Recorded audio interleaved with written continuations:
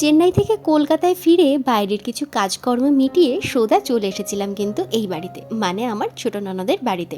আমাদের পুচকুসোনার যে কালকে মুখে প্রসাদ, আর মুখে প্রসাদের জন্য আজ কিন্তু হবে হলুদ কোটা আর জল নিমন্ত্রণ করতে যাওয়া।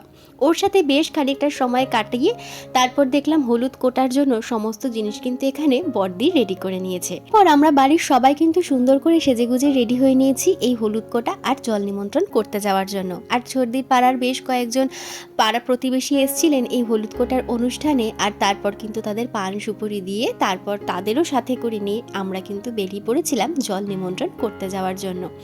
তো বেশ সুন্দর মজা করেছিলাম এই অনুষ্ঠানটায়। তো বড় ভিডিও অলরেডি আমার চ্যানেলে আপলোড করা আছে, তোমরা যদি দেখতে চাও অবশ্যই কিন্তু আমার বড় ভিডিওটা তোমরা দেখতে পারো, আর ভালো লাগলে চ্যানেলটা কিন্তু সাবস্ক্রাইব করে দিতে পারো। আর এর পরের পার্টে আসছে নতুন আর একটা ভিডিও নিয়ে। তাহলে আজকে এখানেই শেষ করলাম, টাটা।